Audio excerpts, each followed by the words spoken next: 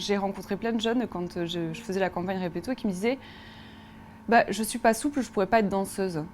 Mais moi, quand j'entendais ça, j'avais les poils qui se hérissaient. Je me disais, mais si j'avais arrêté de danser parce que je pensais que j'étais pas assez souple, mais alors j'aurais arrêté parce que j'étais pas assez souple, j'aurais arrêté parce que j'avais pas assez de pieds, j'aurais arrêté parce que j'étais trop en dedans.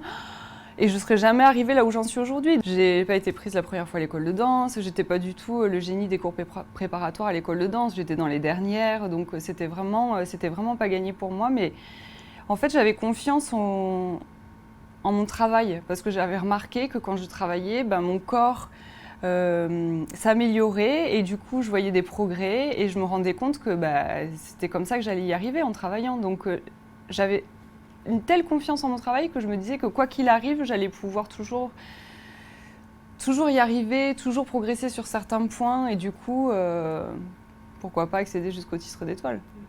Quand je suis rentrée dans le corps de ballet, il faut savoir qu'on fait des cours, on est 50, 60 danseurs dans la compagnie et que les professeurs ne donnent plus vraiment de corrections particulières à chaque danseur.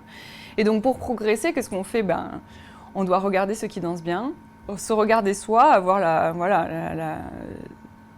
la lucidité de voir ses qualités, ses défauts, et essayer de travailler pour ressembler, entre guillemets, au travail de pied de cette danseuse-là qu'on adore, ou au travail du corps de celle-ci. Et donc moi, j'ai énormément progressé en faisant ça. Donc les jeunes, aujourd'hui, ils ont cet outil incroyable de pouvoir voir des danseurs du monde entier sur leur canapé, devant leur ordinateur, et de pouvoir s'inspirer de tout ça. Moi, je trouve ça génial.